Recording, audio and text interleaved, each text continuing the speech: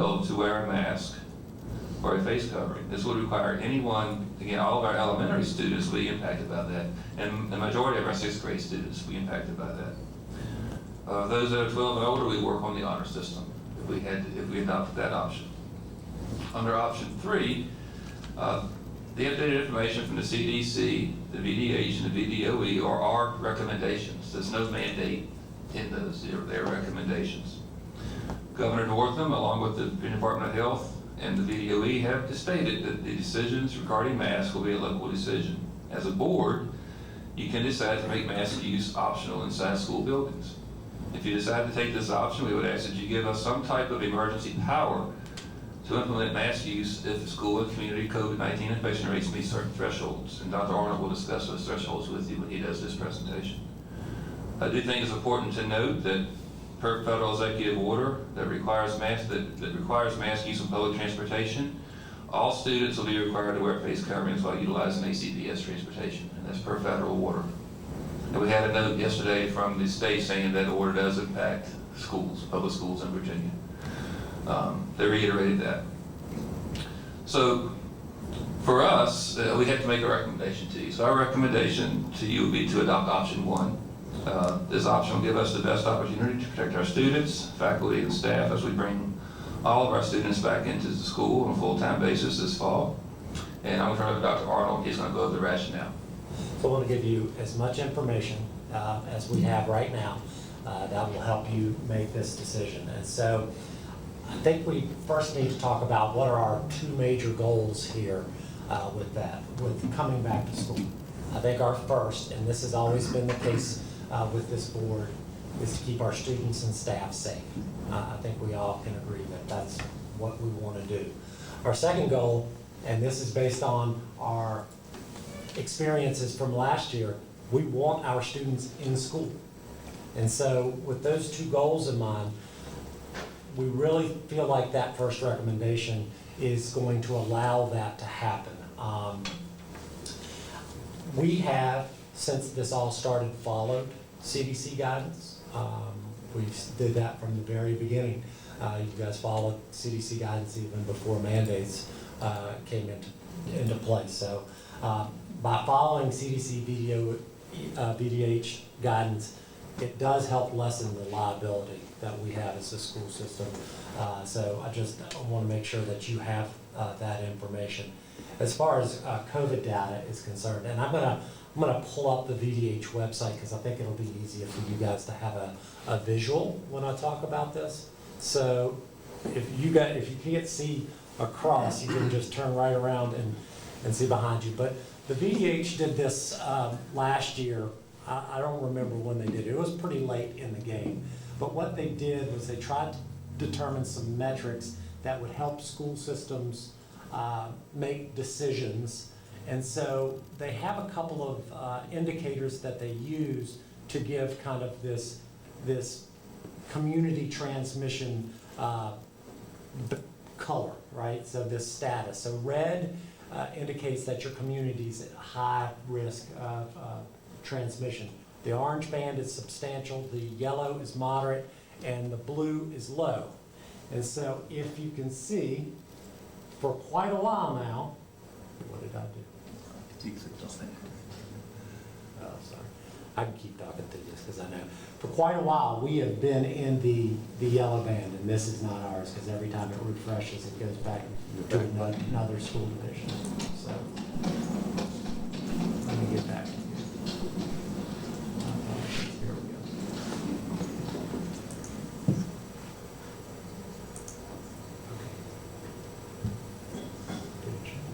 go. Okay. So as you can see, for a long time, I'd say probably around April, we have been in moderate, in yellow, and unfortunately yesterday we went to high, and so you can see that reflected. That is yesterday. That dot that spikes back up to the red is high. But what they look at to get to that are these 2 metrics. So one is the total number of new cases per 100,000 persons within the last 7 days. And so that number currently is at 56.8, which makes it moderate, right? When it goes to 100, it goes, that dot would turn red. And then the other metric they use is percent positive test rate.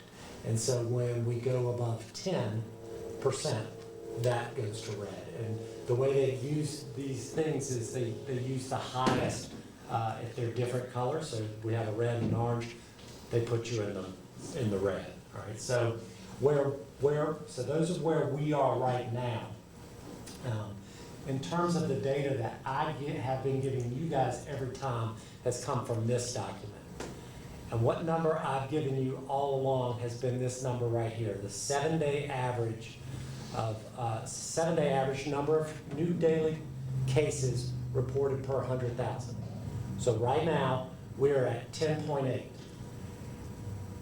We've been well below 10 for quite a while. If you look at the yellow line, that represents that rate every day during the pandemic, okay? And so I just wanted you to, and I'm gonna come back to this document, but I just wanted you to see, so at the height of the pandemic last year, we were like at 129 per 100,000. And that was January 23rd. As y'all know, because y'all got the COVID updates from me daily at that time, that we were having a lot of quarantining going on at that point. So if that gives you some perspective, when it was really, really going strong, that number was 129. Right now it's at 10.8. Okay. So I want you to have some information about where we are in the area as well. The Centra has stated that there are 16 current hospitalizations. At the beginning of the month, that was 0. And so they're starting to see their numbers and their beds starting to be filled back up. We're finding with the Delta variant that it has the ability to spread amongst even vaccinated people. They're seeing that at Central right now. There are 6 confirmed Delta variant cases in Central Virginia. That was as of Tuesday. So those are, and they've had 42 of those, we've had 42 breakthrough cases. Right. So that means people that are vaccinated.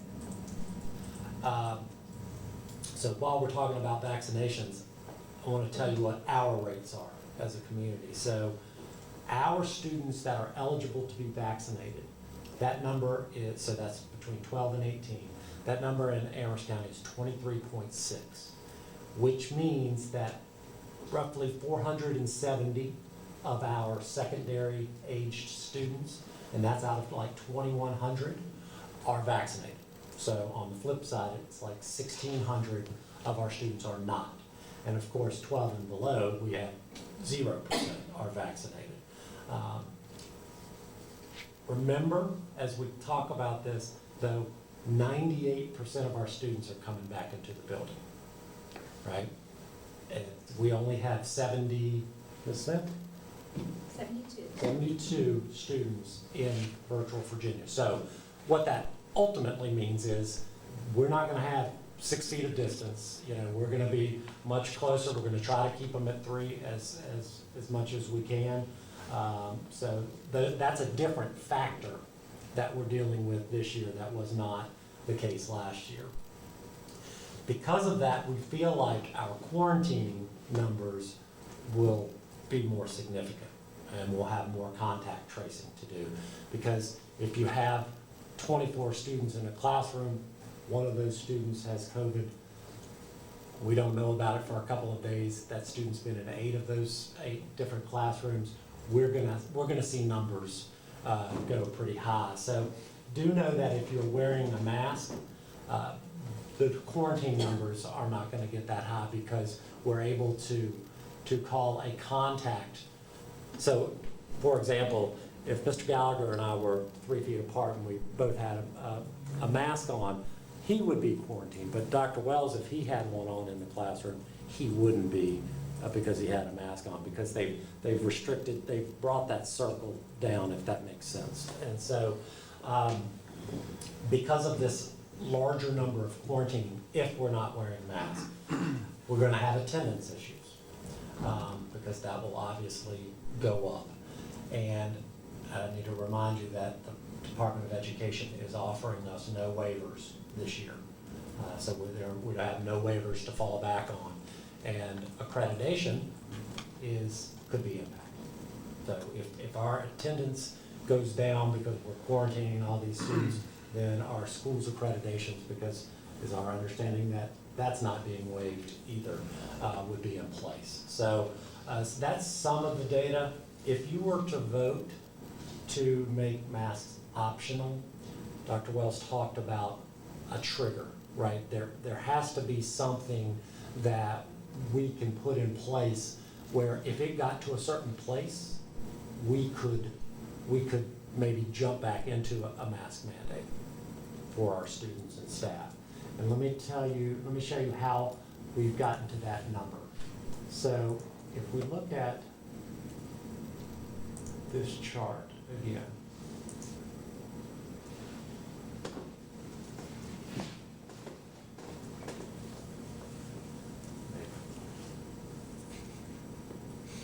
when the internet decides. Okay, so here's our chart. So right about November, right? Late November, mid to late November, our numbers, you start to see that peak, start to see it go up pretty sharply. And it stays at that level until mid to late over here, sorry, so far away from it. It starts to come back down in like mid to late February. Okay. So if I use those two dates to say, okay, everything in between was really difficult on the schools. I mean, how many quarantinings there were, how many staff we were out, you know. So obviously that was our really difficult time. So the number that we've determined at those 2 points where those numbers start to rise pretty rapidly would be 30. Okay, so every time from September to November, that number was always reported, this number right here, was always reported below 30. But once we got to that point where our rates really took off, it had crossed that threshold, 30. And so once 30 happened, then you can see for the next couple of months it stayed at a really high level. Then finally, in late February, it started to come back down, and it went down below 30, and it stayed.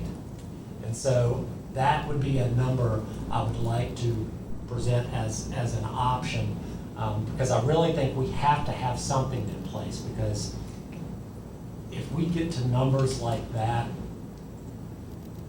and we don't have the mitigation factor of a mask in place, it's gonna explode in our buildings.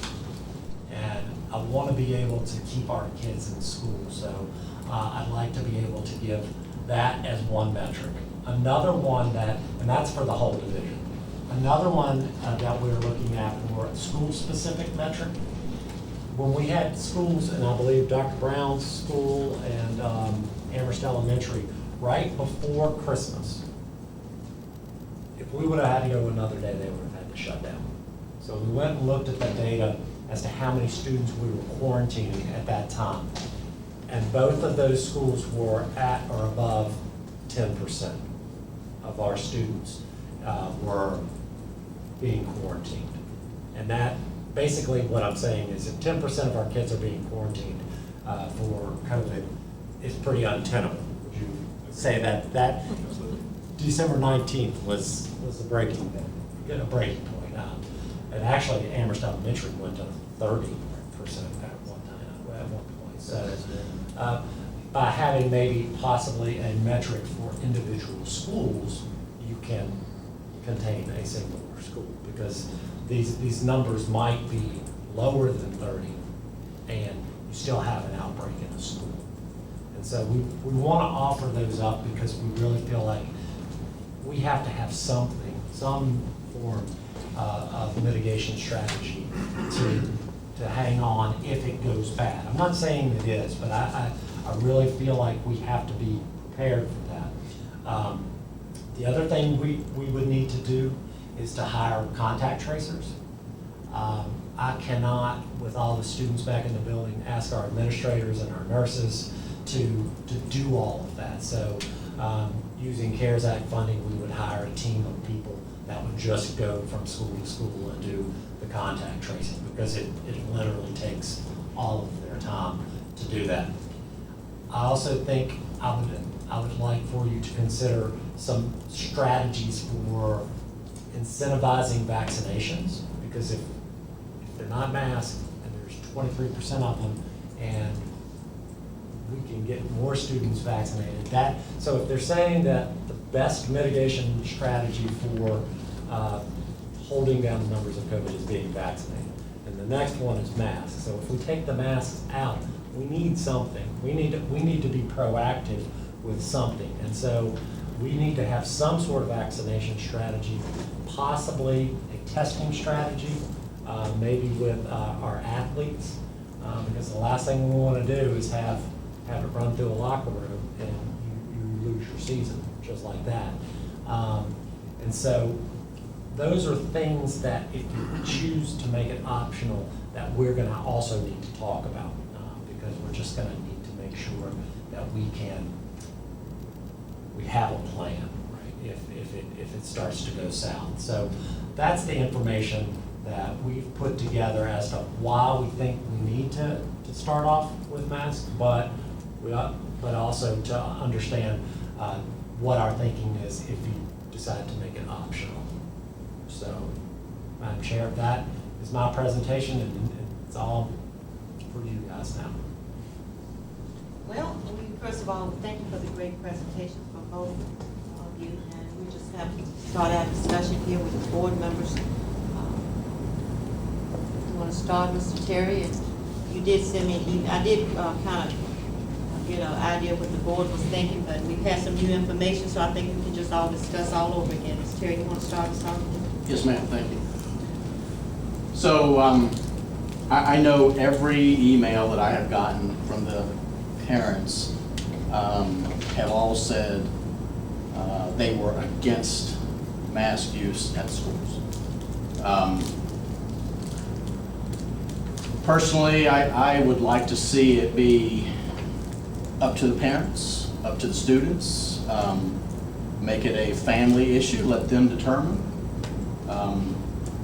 I agree. I mean, I do not think anybody should have to wear it if they don't feel that it is best for them. I encourage people to get the vaccine if that's what if they want to do. I know a fair number of people that I associate with have been, and a fair number have not been. That's their choice. That's my choice. So I would have to go with the majority of the folks that have contacted me and say that if there was a vote right now, that I would go with mask optional.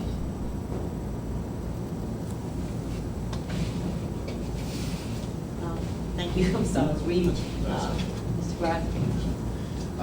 Just kind of piggybacking off of Mr. Terry's comments, with the exception of one email, I think all of the comments that I've received have requested that we consider leaving it up to parents. And I'm a big believer in choice. I think there's been enough information out there. I think there's, if parents, my wife and I were having the conversation today about whether our children I got 2 coming into Avalon next year, whether they're going to wear masks, and we're probably going to ask them to, just because that's our choice. But I also respect the fact, in the same situation that Ms. Terry, I've got close friends of mine who have chosen not to get the vaccine. I've got close friends who have taken it. It's their choice, and just like choices, there are consequences to choices. I think if it gets to the point where it is optional and that we unfortunately have to do a lot of quarantines because of an outbreak, I think people will see the outcome of their choices if it comes to that. But at the end of the day, I'm always, when given the opportunity to advocate and give parents the choice and the right, I'm going to side on the side of giving parents the choice to make decisions for their kids. And so I too, at this point, would be against mandating masks for the school year. Right? I have a question first. What's the current quarantine policy? So as it stands right now, according to the VDOE guidance, if individuals are masked, if all individuals in the contact group are masked, they would not need to quarantine. If an individual is not masked, they would need to quarantine. What we are doing right now in our recommendations and our mitigation strategies is a 10-day quarantine if you're exposed to someone who is COVID positive. Regardless of mask?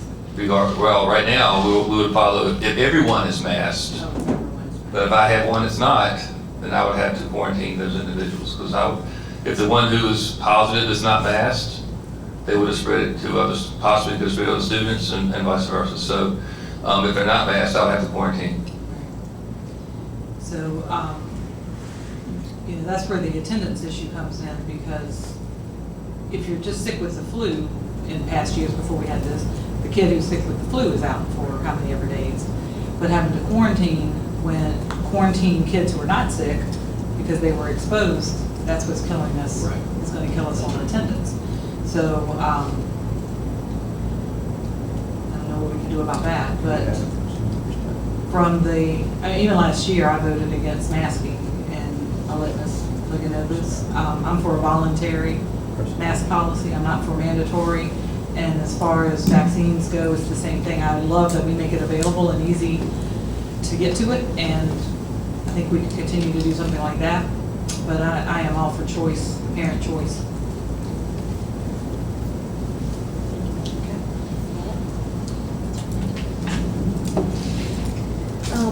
Well, I seem to be in agreement with everyone. I did take time this weekend to go out to talk to people in the community and just walked up to them and asked them how they felt about it. To be honest, I heard everything from one end of the spectrum to the other. We want masks, we want none.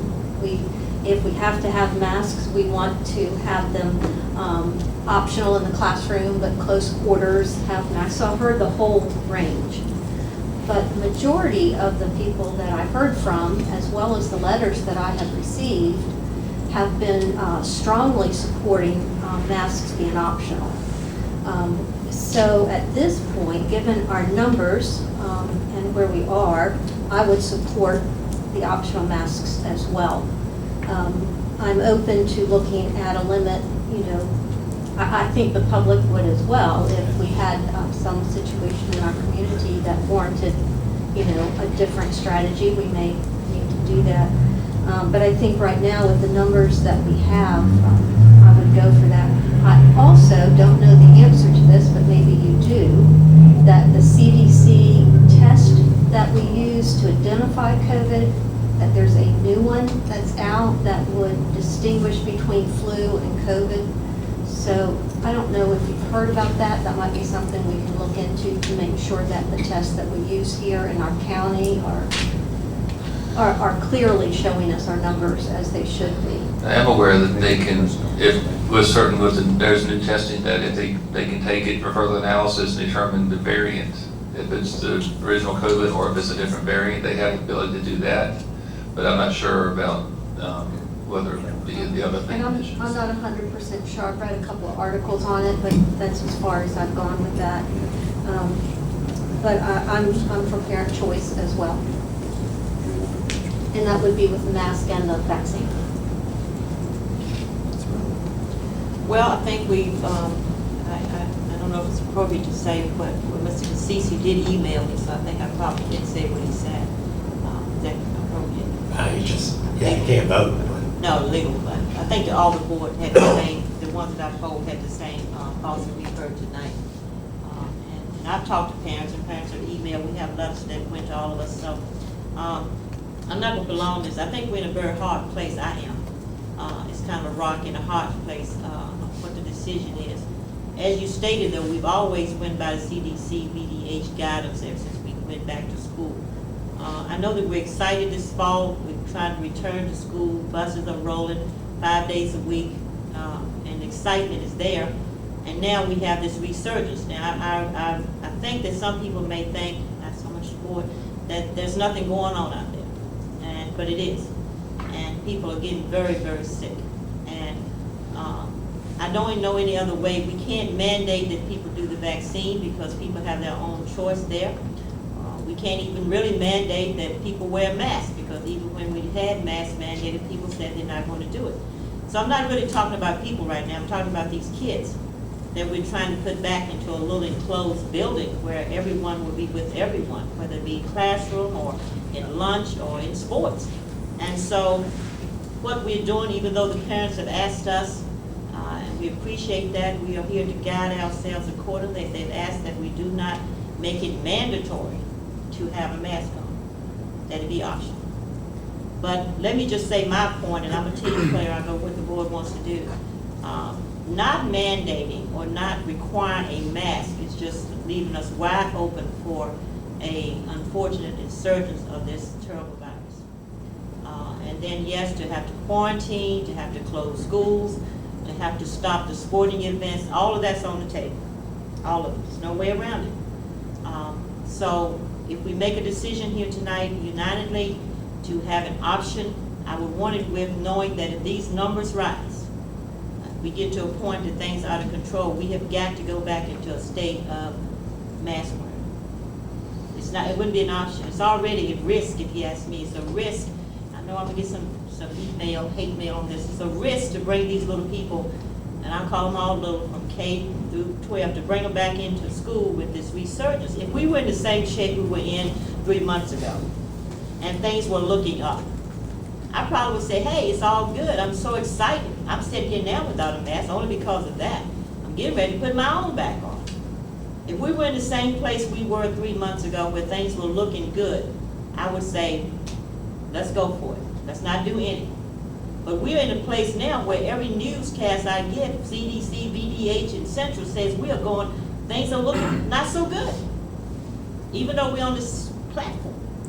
So I think we should vote on this so that the community hears what the board says. But this time, and no anger to no one, this time Ligon's gonna say, we really need a mask. Since we can't mandate anything else that people do. But I am willing to also, I know you know what I'm gonna say through, I am willing to understand that it's up to the parents. It's up to the parent, you know, just like it's up to parents to drive their child or ride their child. It's up to parents to buy food or to send food. It's up to the parents to vaccinate in the first place. So we're not trying to take that parental right away. I'm trying to look at 4,000 children who could get infected from 2. That's all I have to say. So let's vote. Before you make a motion, none of us have said anything about our staff, and I want to make sure that we talk about our staff. The days that they would be quarantined that we were able to give them last year, those have gone away. And so our staff, you know, if they're quarantined and they don't have the appropriate amount of sick leave, that's going to impact them. That would be leave without pay. Well, leave is a fringe that we have control of as a board. That's correct. So we could institute a policy to cover that, which I had thought about that myself, because I don't want to.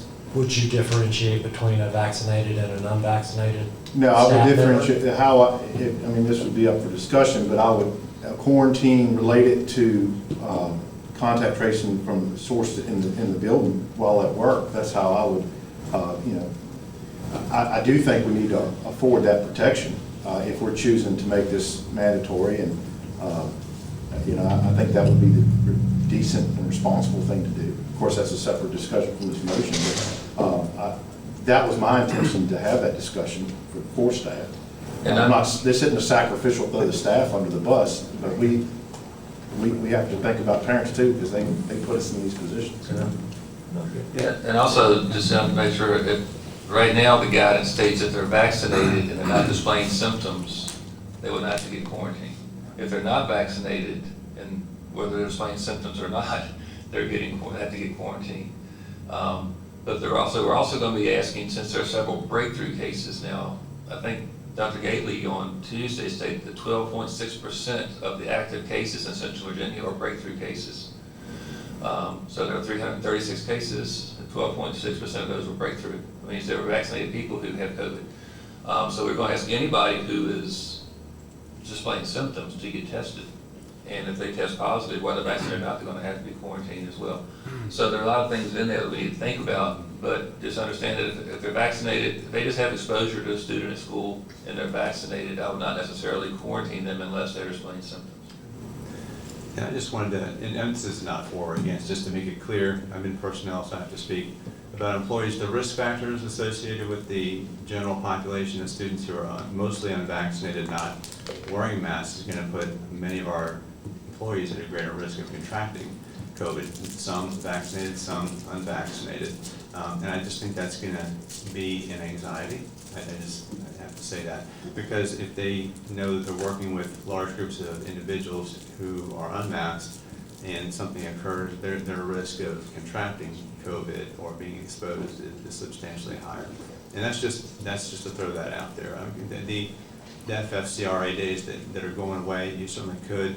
We could look at the amount of money that would cost on average per, like last year, to cover those expenses, which would probably be necessary if you look at our new teachers only having 10 days of sick leave, and there are a number of people out, well, more days than that, last year. So it's just all those factors, and that's not me trying to say, there's a lot of individuals on our staff members who would probably rather not wear a mask. So it's just looking at everybody and knowing that it substantially increases your risk factor of contracting that if there is a breakout and you're working very directly and closely with large groups of these children. So just make that point. Madam Chair. Yes, ma'am. So I think even though the rest of us didn't specifically say it, I think we're all okay with there being some trigger for having to wear masks. I don't know how we arrived at that, I guess we have to. But I'll say, for the record, I'm for more sick time for COVID-related quarantine for the staff. But, our number, and we discussed this last year too, our numbers spike during the time that we were off for different holidays, Thanksgiving, Christmas, New Year's, all of that. So I don't know if we can do anything about that, but so how do we arrive at what the trigger is? Because we have to include that in the motion, right? I would think that you could at least, because I hope it's not when we walk right back in the door, but I think the motion can include to come to some resolution on a trigger, maybe not setting it right now, because I was going to suggest to you guys that those bands be the trigger, because we've been at yellow for so long, and I was going to bring that tonight, and then we went to red, so I was like, so I wanted to find a way that reflected when it got bad in our buildings, and that felt like the right number, right? I mean, once Amherst got to that point, it got really difficult in the schools, and we were sending kids home all the time. And Can we create our own band system like that We on a could. smaller scale? We could, Just reflect the same data, just on a smaller scale. Yeah, and what we would ultimately do is want to reflect like that piece of, I'm sure it's not gonna take me there right away, but, if you look at that, red, no, it's this one. When you look at that where we're in the red, I don't know what's gonna do. I'll have to refresh. Or Academic. You went to Academic again. I know, it always refreshes to Acromac. I wanted their number.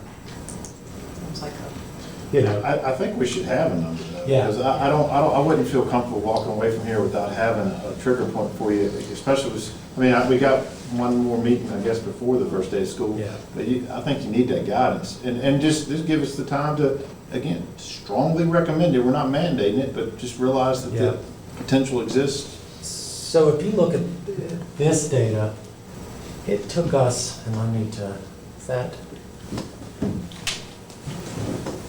It went to red, I can't see, I need to see it. Let's see. Okay, so I'm just trying to get the dates right. So it went to red last year. Well, so that metric gets you in red a lot quicker than the metric that I chose, right? I chose, so it put us in red in, is that 8? Yeah, it's almost. So August, and we didn't come out of it until March.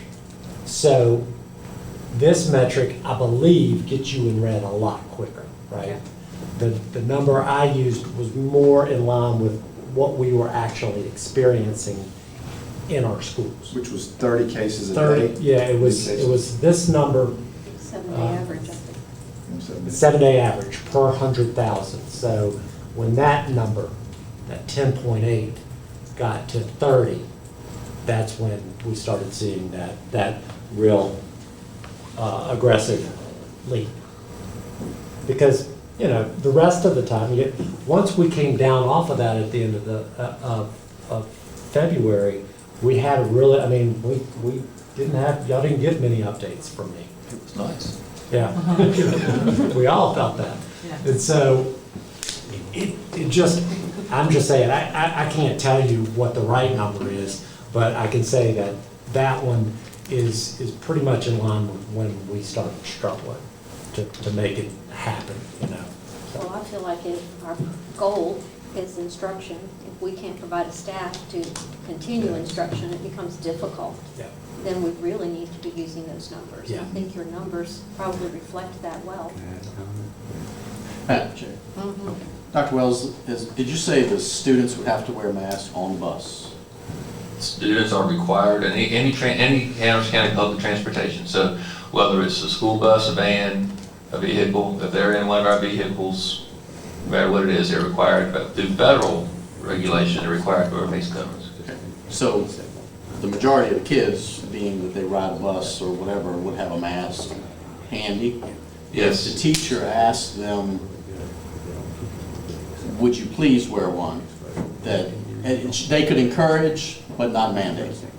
I mean, I think they would probably have it handy. I think as a school, they could say, you know, if you like to wear it, but you just, Right. I think we need to be careful. Right. Well, I don't want, you know, I thought they were in the teacher's life. well, I don't want the teacher, I don't want the teacher to be the one going, there's a problem because you're not wearing a mask in my class. Right. I think as a school, we could say we highly recommend you wear a mask. You also have you have to have it on the bus. We highly recommend you wear it. But then we really, with what you're saying right now, was we really couldn't go beyond that. Okay. Question, what is the plan for lunches? Are we still going to use cafeteria? So Are we gonna do it in lunches, the classroom? right now, first semester, they will go to the cafeteria to get their meals, and they return to their classroom to eat. We're trying to keep them cohorted. Our plan was to do it first semester, and then we'll evaluate what's happening in the school and the community, and if we're at a point where we can relax that, we'll start utilizing the cafeteria more. If one of the schools, because the numbers are so low, we can put a group in the cafeteria as opposed to taking them back to the classroom, because we can spread them out in that school versus having to take them back. But the majority of students would come to the cafeteria, get their meals, and take them back to the classroom. That way, if someone does test positive, I'm only impacting that group of 15, 20 kids as opposed to, possibly 300. Would there be any advantage to requiring a mask, like when they're changing classes, like at the middle school and high school? I think if we could encourage, and again, depending on what your decisions tonight, that could be if you wanted to do that, that's something we could do in the high density, high volume areas. We could. Would that be helpful?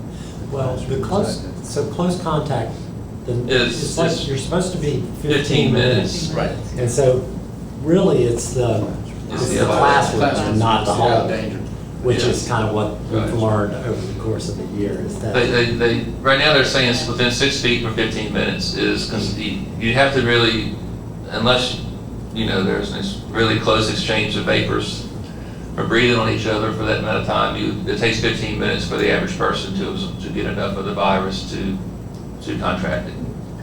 many, kind of going back, I think at our last meeting, when Ms. Thompson brought up about the temperature checks, do we know how many people were actually, like, we were identified based off the temperature checks last year, or anybody's I mean, it was flagged? under It five. was less than 5. Okay, so they weren't extremely helpful. A lot of parents were, you know, some students that had beepers were, they're keeping them home and doing this. They work, yeah, they work with us, Yeah. for sure.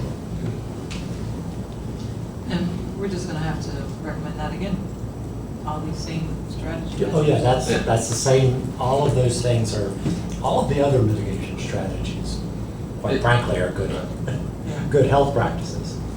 And we, you know, recommendation, if you go outside for recess or PE, when you come back in, you wash your hands, and you put hand sanitizer, but instead of, you know, it's not, right now they're saying it's, you don't really get a lot of the virus to touching other surfaces, it's more aspiration and through the air. But we still, it's good health practice to wash your hands, because I think they kept our flu numbers down last year. Because people were really hitting that. So we will continue to encourage that this year. Well, I mean, I think there's, you know, this, I just made that statement prior that this is a rock and a hard place decision. Dr. Arnold, what are some of the, and we don't need to be like everyone else, but it doesn't hurt to know, what are some of the other localities considering? Bedford is doing the same thing we are right now. And we're only having a lot of time. Yeah, they're having a meeting right now. Appomattox went last week, they went to a voluntary plan. And I was going to read kind of their motion to you, just so you would have something to kind of think about. Campbell County, I know they're going to recommend what we recommended. I think they've all recommended what we're recommending. But the board, I believe, is going to go to voluntary. So I think maybe Lynchburg might be the only one in Region 2000 that would have a mask mandate. I think. Does Nelson need one? I don't know about Nelson. They haven't decided. So I haven't heard it. And I know Charlottesville and Elmore, they went the other direction. Charlottesville and Albemarle went the other direction. I think Augusta's gonna look very similar to this. So it's, What other directions being mandated? Mandatory. yeah. I mean, I mean, Like really, so Harrisonburg what- is gonna start off mandatory, Charlottesville, you know, where they got colleges coming in and scared that they're gonna go whip through their cities. Well, that's kind of what we talked about. Each locality has a different territorial situation they're looking at. So I just asked that out. Sure. But I know we have to make our own decision here. I think we've heard great material. There's no lack of information given to us and all the recommendations. And so we've had letters from various parents representing what they think. And so CDC and VDH have said what they think. The governor has said what he thinks. He's left us to do that. And so that's what we need to do. Now, we start school, just before we vote, we start school August the 18th. That's right. And it was at 2.5 weeks from now, give or take. Roughly. And so whatever we go with, if we go with, it looks like we're gonna go with voluntary. I still want it out there that if something should drastically change between now and August the 15th, 16th, that you can make a reverse. If things just get haywire in the community, the numbers get to the point that they did, then we need to say we got to back down here. We got to be safer here. I like not to have that in the first place, but I think from what I've been hearing that the community wants. Can I read? Yeah. Can I Yeah, read read this? that. This might, Mathematics. it might kind of encapsulate Okay. it all. So, the motion would be that we would allow, face covering inside school buildings will be optional for staff and students. Superintendent will have the authority to make changes to this practice based on VDH data related to positive case identification and vaccination rates in the community. Wearing a face covering on school buses is required by federal law, and it is strongly encouraged by the VDH that unvaccinated individuals wear face coverings. I think that Say that last part again. it's just strongly encouraged by BDH that unvaccinated. So if you're trying to make your decision, and we would certainly send out all of the guidance that is out there to parents, to say, here's the information. And if it's voluntary or optional for you, here's the information on how to make your decision. Is there any Sound like that? issues in that you can tell? Just, we're gonna set that threshold outside the motion? It's up to you guys. I mean, Because, that motion just left it at a number. right, that was theirs. Yeah. Right, that was theirs. That's all, I wanted you No, guys I to was saying have. some of their language was good, you would just Yeah. have to do a Yeah. few little Yeah. tidbits to it, like what we were just talking about. I mean, we Giving could the authority. specifically say, if the 7-day average number of new daily cases reported rate per 100,000 population Yeah, put that in there. exceeded Yeah. 30. Check. I mean, Where was that the problem? Was 30 a problem before? that's where it starts to Starts to go. go up. That's, That's once what we we get do. past Schools 30. shut down and things like that. That's- Yeah, I just want to make sure that that's the number. I don't want to be wrong, but if Yeah, that I was the mean, number. I that's don't the think number. there's I'm not sure. It's not a right or wrong, it's Right. just, And you pick a number and. Well, I think everybody needs to know. Right. I think that this board needs to say, this is where we're going, this is what so it's not just Rob Arnold making this And decision whenever he feels like it. That's kind of what I was Yeah, getting at. and so if we as a group can say, let's look at this number and use that as our number to start, we certainly can always change course. So what was the number in the red, the 53 in the red dot, or the moderate Oh, dot that you gave? that was, okay, so they're all strangely put together. I thought that was And I- 53 new cases, but was that a So 7-day average? what this number is total number of new cases per 100,000 persons within the last 7 days. So, Okay, so that's 56. all right, so I'll show you how we get to that number. Okay. So this is through yesterday, and yesterday, this number right here was 8. Per 100,000, it was 8. Amherst County has 300,000. So that 8 times 7, so that 8 times 7 gets you to that 56. I don't know. So what's the 30? 7-day average, where's that? So that would turn it into 210. Yeah, Math stuff. Yeah. it's about 200. That math. It's about 200 per. Yeah, that little dot would turn really red, and it would be On 210. fire. On fire. Yeah, because I mean, we can go back to any date during that time and show you where.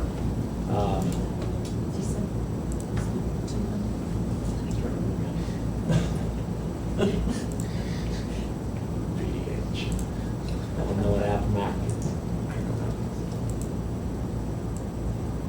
So Oh, I see why I'm confused. if I went to, let's do Okay. January, any day in January, and look at it from that perspective, 903. Because we were at like 100, we had gotten to like 100, 120 Okay. per. So I'm trying to that- figure out if 30 is their number, but we're already at 56. It's two Today. different metrics. Two different They're metrics. two different Which metrics, metric yeah. are we going to use? Right, I think That's where I'm confused. this one gets you read a lot quicker. Okay, all right. Right, So so that that's- 31 you were talking about was your. 30, yeah, 30 is my metric. Okay. Okay, that's why I was confused. That's the 7-day average per 100,000. Yes, ma'am. And I think there's some value in that, because Where's if that people chart? start to look at, Where's that chart? You, let me go back to it. okay. Gotcha. Right here. I think there's some value for your community in that, because as Mr. Greiser was talking about natural consequences to your decisions, So we're And at if we, 10. if we want to stay in school, people might need to change some decisions they want to make. Man, it's kind of like some of those cases that caused the quarantines were contracted in their social setting and not what the Yes. work environment Right. was. And that's why I was having the hardest time with this decision coming into this, but, Yeah. because I know, you know, tech staff, but I also know staff made some risky decisions that caused those quarantines too. Yeah. So I'm trying to figure out, Yeah. you know. But the safest place for the kids instead Oh, of say it was absolutely. here No, I because we had 100% to agree with get, you. but you're right about Yeah, that. and that's why I'm in favor of having that trigger. Yeah. And this being a 7-day average, if you have 1 day where it spikes, but 3 days where it's really low, it's gonna average out, so we don't jump. And you Yeah. just don't think we're there, and this maybe not, so that average helps us out. So instead of it being based data related to positive case identification rates in the community, we can say what it actually, like in that part, we can say based on not exceeding that number, Threshold. that thing.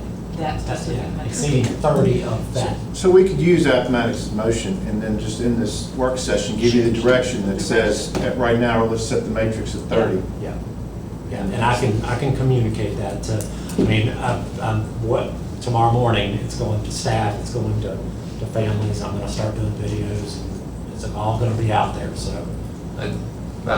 We also mentioned that individual schools could have an outbreak at a school where our community numbers may not be as high. And we kind of looked at attendance for COVID Yeah. quarantine students. So we want to hit that now or just kind of leave Well, I that? guess the issue there is if we'll have to shut the school down if it gets that high. I mean, that's where that number got us to the point where that school would have to shut down. So maybe it's not, as I'm sitting here thinking about it, so it's not confusing, we just say. Because individual schools are gonna have to, we'll have to do like we did with them last year, is that there might be some schools that have to Absolutely. learn from home for a while. And I'm assuming that you would be in communication with those particular parents of that school. Oh, yes. Like the case numbers are rising, if they continue Yeah, in like school, they last have to year. be shut Yeah, down. And yeah. hopefully the parents would respond and start maybe sending Doing them with some- masks yeah. and voluntarily mitigating. That would be the. I think the parents, I think you're right, because I think the parents will get those messages, because I know we're giving out also. So not to complicate things, but if 30 was the number where we were having the issue, is 30 the number that we were having the issue? I think Is that where it that's started? where, I think that's just a number where it starts to increase quicker. You know, we Okay, so picked 30 is 40. okay, you think? This right here, about where the 30 is, or is it right here? Right about right. So if you look over to your right, left, 20 is, no, look all the way to the left on the, so there's 20. So 30 is about where that black line is. maybe here? Yeah, it was November, November 24th, I think, roughly. right? November 24th, it was 28.9, and after that, it went above 30 Gotcha. for the remainder of the time until late February. Yeah, I just didn't know if the number should be 25 to get ahead of it, or is 30 good? I can't tell you how that's gonna work, you know, I I just just, wanted to know where the wheels came off the wagon. well, We'll just leave it at 30 as the I would average. think we would say probably the wheels came off the wagon when they started getting these kinds of numbers, but Yeah. you had to get to a certain point Okay. where it becomes, feels like it's really widespread in the community, because that's what we reflect, reflect what's happening in the community. Well, and when all of that was going on, it wasn't necessarily the cases, even though the cases were rising, we were having to quarantine so many people because of the cases. Right, that's the issue for me, is that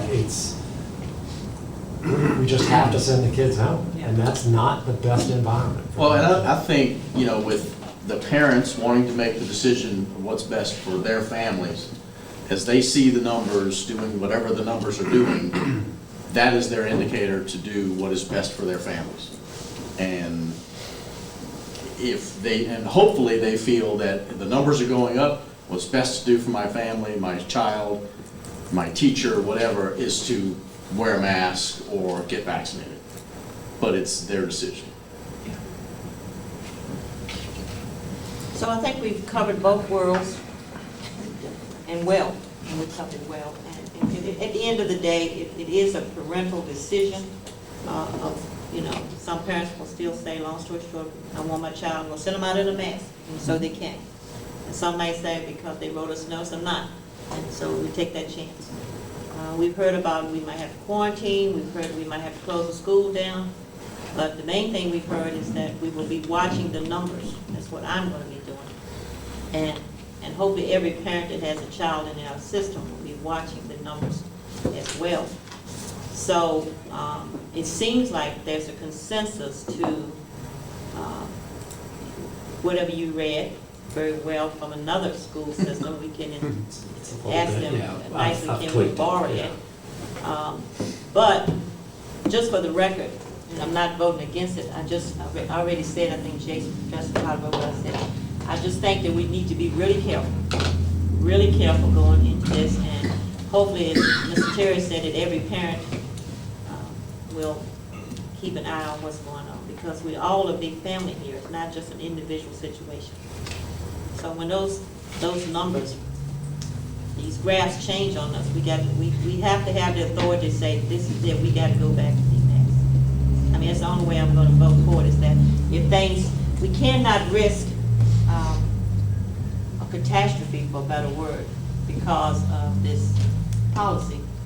But we have to go into it knowing common sense that when the number, even between now and August 18th, my opinion, if things turn into a different way, we're going to have to go back and change this. We'd have to call an emergency meeting or something. Doesn't take much to buy a mask. They're all over the place. I got 5, 6 in my car. And so you just have to throw it on. So they're wearing a mask to school if they come by school bus. Anyway, anyhow. That's correct. So when they get to the door, if we vote on this policy, they can take it off if the parent and them so choose. Correct. If the numbers in this county exceed what is reasonably safe, we would have to come back and change that to a mandated mask policy. I don't think we would have We'd have to come back, but we're gonna say it You would tonight say, or I something. can- Once it gets to this, we That's just what the do word it. option means, right, for you? I mean, not option, it's a word, I but said authority. authority, that's the word. Okay. So is that what, I just paraphrase things, is that what the board is saying to Dr. Arnold? Okay, if he can read that motion, I'll. All right, let's go with that. So. Wait. Yeah. No, what were we adding to the motion? I'm not. The We metric. want to No, add I think something. we. I don't think we have The to metric. if we The agree metric. on the number, Right. and then I communicate what that Okay, metric is. that was the only part I You've needed. all- Yeah. So wearing a face covering inside school buildings will be optional for staff and students. The superintendent will have the authority to make changes to this practice based on VDH data related to positive case identification in the community. Wearing a face covering on school buses is required by law, and it is strongly encouraged by VDH that unvaccinated individuals wear face coverings. That's it. Madam Chair, so moved. I'll second it. It's been properly moved in second of what Dr. Arnold said. I heard what he said. All in favor? Aye. I said aye, but with my comments, Justin, okay? So can I ask a quick question, because CARES Act funding, one of the specific uses for CARES Act funding is incentivizing vaccination. And y'all probably heard, like CDCC today just announced that any vaccinated student, maybe even or staff, had 100, they were gonna give them 100 book bucks at their, or something like that. Is there any appetite for that? I just feel like if the more we get vaccinated, the better off we're gonna be. Certainly not making anybody, because parents have to sign off on it anyway. I think parents understand that it's an option. Personally, I'm not for it, only because it's not a approved vaccine Right. as far as it's still being experimental. And I would struggle with giving an incentive for that if we got down the road and it was something that was harmful to the child. Yeah. That's just my personal take, and I really have had no public input on that. That money can be used for what we talked about as far as improving fringes for the Yes, COVID related. that's correct. Which is where it would come from. Yes. Yeah. There's a creative proposal by the audit committee for that. For the fringe benefits, yeah. So he said, would you like a proposal on fringe benefits for the August Additional meeting? emergency Oh, sick sure. leave and so forth. Get an idea of cost of, Yeah, I so think we'll by get that the out. August 12 meeting, I think it's 12. that way we got it in place That'd be for it, school. yeah. Yeah. That way we got it in place for when school starts, yeah. Correct. Do that. And certainly, I'm just trying to find any way I can for us to stay in school. I mean, personally, the information's out there, it's Yeah. been blasted, people, I think, are entrenched with whatever they're, you know. We're not. Yeah, and that's kind of, I don't know if throwing money in front of it is gonna, yeah. I just hate to set that money aside, I mean, of course, we can always go back and redirect it, but if it's just sitting there, when it could do something like pay for sick days or something like that.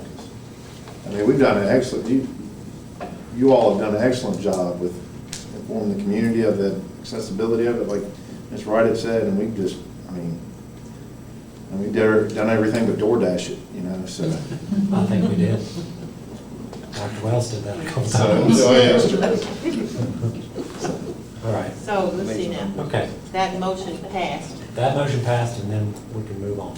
Okay, well, yeah, okay, well, just to end that, just want to stress again the importance of proper sanitation, temperatures being checked, stay home if you're sick. You just got to add that, because I'm reluctant anyway, but as a healthcare worker, I just have to say it. We just really need to pull out all the precautions on this. And once again, if things should change, board, between now and August 18th, we need to look at this again. Well, All right, That's I'm in the done with motion. that. That's a Yep. motion. That's in the That's motion. already- Okay, I just feel Made compelled. it so. And I'll say, Madam Chair, that once now we have this decision, we will, and Dr. Arnold puts things together, just some videos and stuff to send out, but we'll also be the mitigation strategies that we're using will be sent home to students and parents, so they understand exactly what the expectations are. Okay, I'm good for now. All right, yes, sir, what Okay, so the next grouping here are just policy. And so, because this is first time we've done this, it is kind of for you guys to kind of say, this is the direction we need to go. I put the sex offender ones on there, and I also have the letter, the memo that I wrote you guys with some very legal wording to it that explained the changes to that. So, you want to click on that one? Yeah, there it is. So, these are policies that were pulled. So they have not even gone through a first reading. And in essence, they are policies that our council feels like doesn't substantively change what we can do. Schools will still have the authority to prevent sex offenders from coming into the building. Right. And the tier part of all this is just getting in line with the federal. And so the tier 3 is the equivalent of the violent offenders. But the tier 1 and 2 are all others. And they still have to get permission to go in the building. It's just that the tier 3 now, which are the violent offenders, have to go through the courts first. But even if they get that, we don't have to say yes. And that's currently how it does work. Right. So I just think it was so much in there that changed, just. Basically, that language changed to come in line with the code, but our policy of still not allowing you, Right. because we still have the authority to do Because that. the last sentence, and it's underlined, the policy as amended still bars any registered offender from coming onto school property without permission from the school system, except for narrow exceptions involving persons coming on school property to vote when schools would be presumed closed and enrolled. Right, so, Right. Which, that's what it was before, I think. Yes. Right, yeah. So this change is to go and come in line with what policy or what code? it's when the federal law changed to. Virginia changed their law to come in line with federal law. Right, So what does that change? The tiers. The tiers. There weren't tiers before.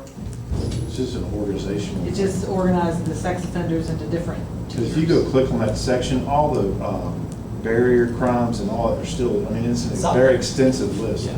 All the barrier crimes are still there that, and I read through it a couple times after there was some concern brought up, and I don't have any issue. I think it was just a big organizational rewording. I don't think it changed the spirit of what our policy is.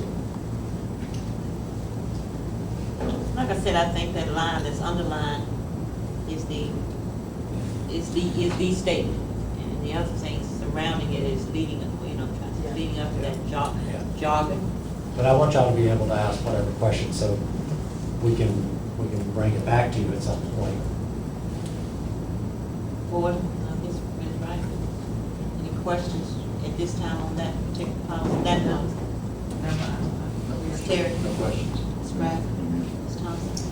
No, I still don't feel comfortable with it because I don't understand it totally, but I'll dig into it because it's not even here for a first read yet. That'll be in August, No, right? it's not, and, yeah. I'll And just dig in a hope- little bit more, but Okay. I understand what you're saying. Okay. Just gotta get comfortable with it. All right. The next group of, or the next policy, what did we say? Okay, so that curriculum policy that y'all asked me to work on, we put it out there and wanted to know what direction, or what questions, what direction you want me to go to get it to a point where we can bring it forward to vote on as well. The substantive change to this is saying that so the top paragraph is our current policy on curriculum development and adoption. The second paragraph says that curriculum not regulated by the Code of Virginia or the Virginia Board of Education Standards of Learning would be subject to review and approval from the local school board. And that the superintendent would be required to create and update guidelines and procedures for the review and approval process. So basically what this is saying is that anything that is not standards of learning or, what was the other one I said?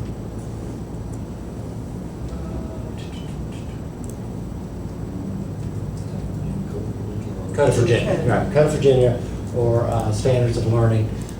Anything that's not would be subject to a committee, a review. We would have to go through that process. We would give, and so on the second page is actually the regulations, so the procedures in which to get to there. So you would set up a committee. They would go through certain processes. They would bring it to you guys. It would go up for public review, public input. It would come back to you guys, and then you decide. You could decide to approve the curriculum, not approve the curriculum, ask for adjustments, but ultimately it would be in your hands to approve or to not approve. And if you did not approve, and I'm using direct language from the state's process because I want it to be in line with how the state DOE works on this, is that if it's not approved, that there is a reason behind, like a written reason from the board that this is why it is not approved. Can we go back to the first page? Yeah. I know the second paragraph is what's been added. Yes. At the very last sentence, it says superintendent will be required to create and update guidelines and procedures for this review and approval process. And I would agree with that, but I would like to ask the board if they would agree to add a thing that would be approved by the board. So like right now. That's what you're doing. The second page is that Right. process. But let's suppose 5 years from now, you decide to update that update would come back and be approved. It has to be. But regulation does not have to be approved unless we ask for that to be approved. Is that correct? I our think we have policy says historically that brought you you can update. regulations. I think our policy says that you can update regulations without board approval unless the board requires or asks for that. All right, I thought we were bringing you We do, like our grading regulation, our technical AUP, all of those regulations come before the board whenever we change anything. Just as a, not for you to approve them, but for you to be made aware of them. So then. But see, making us Right. aware of them is different than approval of them. Right, that's correct. So, And that would be my recommendation. And then I have some others on the second page. okay. Do you understand the sheet? Yes. Okay.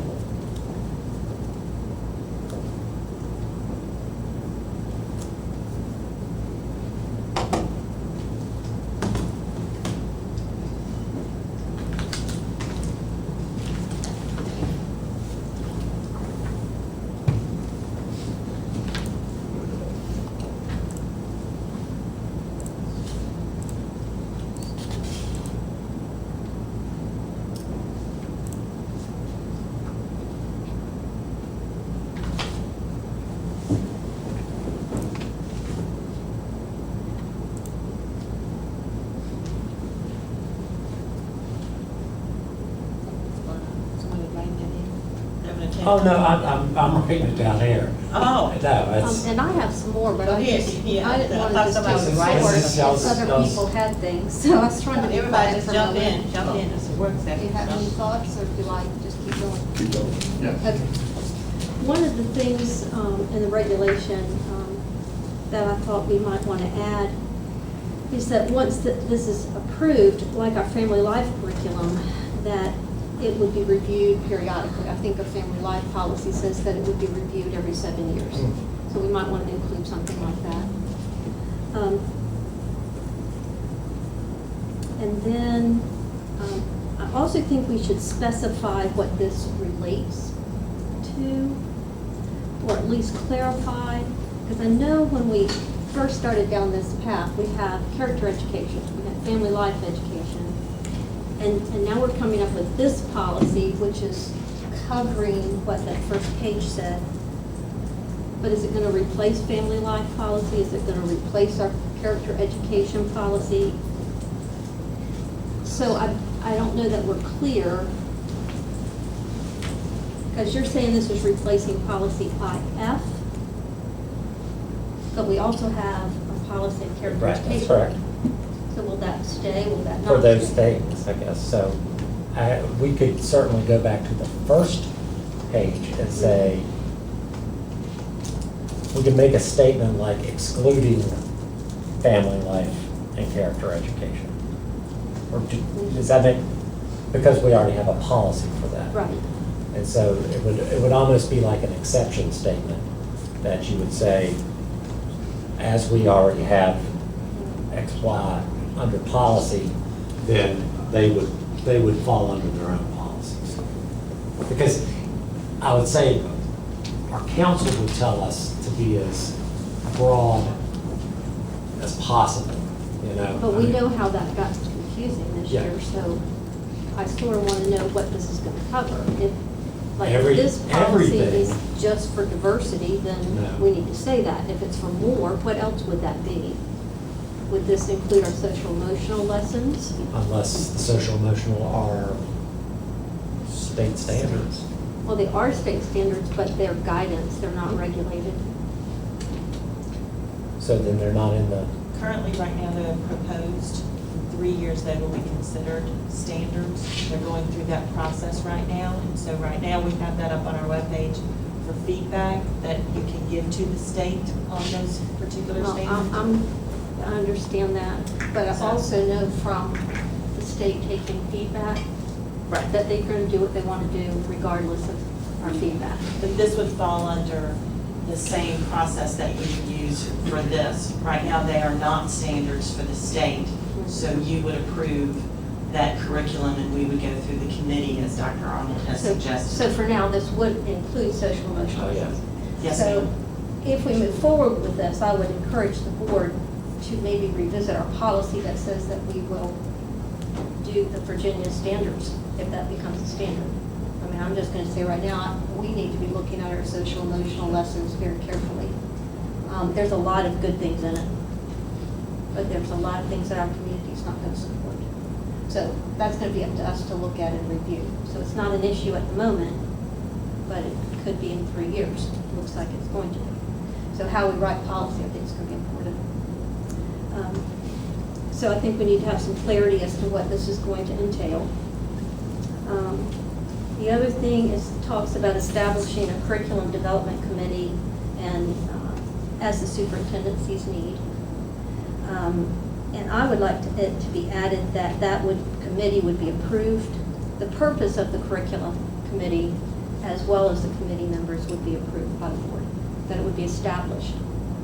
When you see a need for it to be established, that we as a board would approve that so that we're informed about it, and then also the committee members. You want to, Sherry, you want to approve the people that he chooses to be on the committee? Well, currently, right now, under the guidelines from the state, that committee, that list of committee members comes to you. Like, when we proposed to you the history information, Mr. Maddox brought to the board the list of members that were on that, were going to be requested to be on that committee. And that was a decision that the board approved at that time. Well, I know in our character education policy, it says that members will represent a diverse social, cultural, and civic, well, I don't think civic, but I added civic, diverse social, cultural, civic, and religious groups. And so right now, we don't have any standard in this regulation as to the representation that's going to be in that group. So you would like for it to read like that? I think it would be helpful Yeah. To be clear of what we want on those committees. You know, we want a thorough cross-section of our community.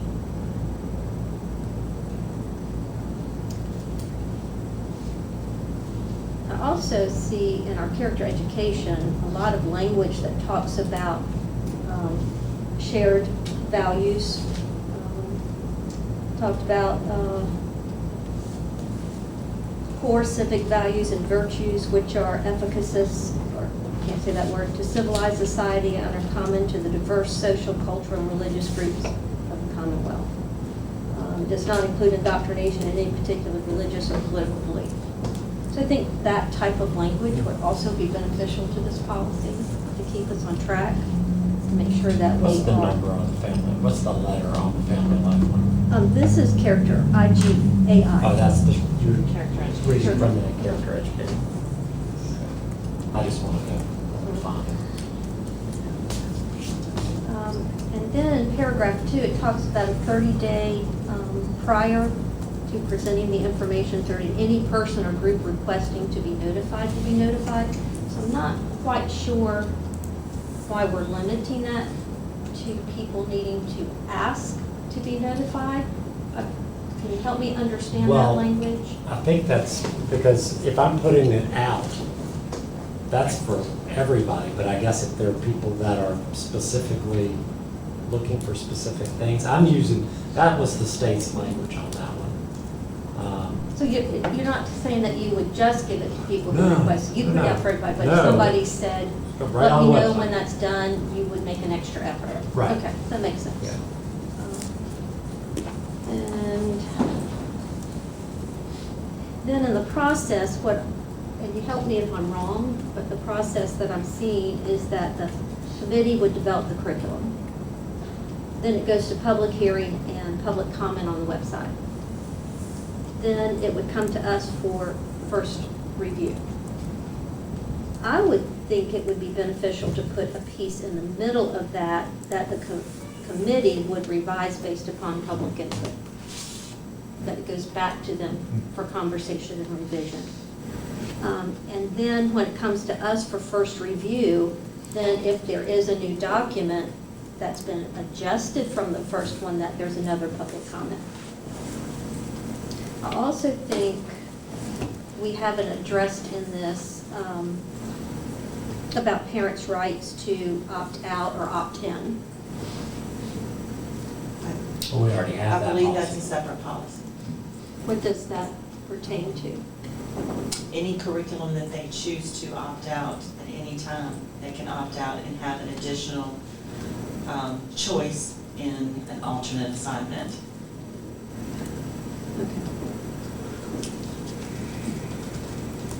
And the other thing that I think that should be included is program evaluation. You know, so I think you addressed it, I might be wrong, but I think it talked about all the curriculum should have a purpose and, you know, your goals and your outcomes for your students, but a way to evaluate it on the other end. So if that's not enough. I did dig in. Those were my thoughts.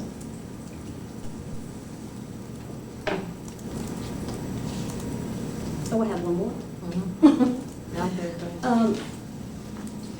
If the board disagrees, like ultimately, in the end, if they can either approve the curriculum, they can reject it, or they may even return it to the committee with some additional suggestions. But if they reject it, then this policy says that we will put into writing why we object to that, and I'm fine with that. I am hesitant to have that placed on the website, because I think it could be divisive. I think it would be nice to be able to say upon request that that information would be available. But that's my personal opinion. Can you repeat that? Can you say that process again? Where, I was just trying to be transparent with our community as to why. understand, make I don't the mind decisions. putting that in writing. I don't. Then why would we not put it on the website? I just think if you did it and they could request it, it would be better. The The committee? rest of, The committee no, I or mean, just the anybody. community? Anybody in the community could request it. So we're gonna ask them to request the reasoning. Yes, I mean, it would be delivered in a public setting. It would be recorded, they would hear it. Or they could request it in writing. My feeling is if you're gonna be transparent, be transparent. Well, that's perfectly fine, but I mean, just with feel like it something could like be that, somewhat. it's part of the, it's gonna be part of the package, Process. part of the show. That's fine.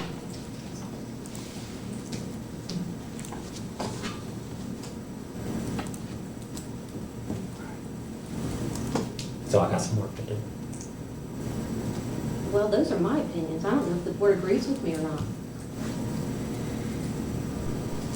Well, I mean, that's what we're here for, to discuss it. But you got this, right, for those additions? No, the first few things Abby said covered it, mulling over the rest. Are we gonna discuss that and break that down or not? So I'll have to put something else together Okay. with these things, and then I'll bring it back to you, so you can look at it, and we start over. And at all points, I've said all along that until policy's in place, we're not doing anything new. Right.